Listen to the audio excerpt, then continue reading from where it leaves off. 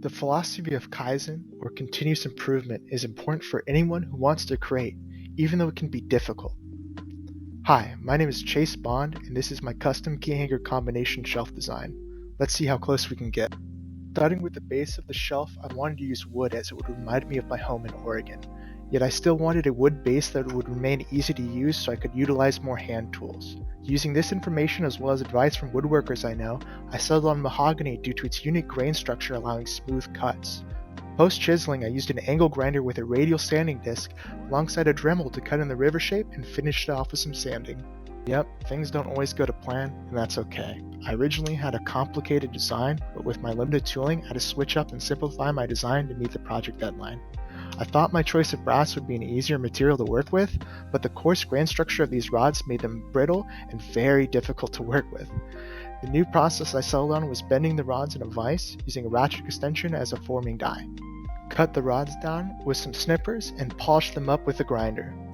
If I were to improve this hook later on, I'd need to either cast these or create a very nice set of dies to bend these geometries in. I always wanted to try casting, so I decided to give it a shot using lead due to its low melting point, but make sure to wash your hands after using lead.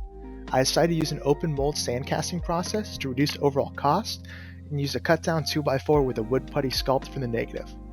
On the wood putty sculpt, I tried to add a draft angle to my lettering to allow the metal to flow smoothly into the mold, alongside a built-in riser to store heat utilizing the base of the 2x4. If I were to improve this process, I would transition to a 3D printed negative instead of my DIY sculpt. Yet all things worked out as my casting fit perfectly inside of the cutout. For most of my early life, I worked in my family's paint store, which contributes to my love of color theory, even though I may not dress like it.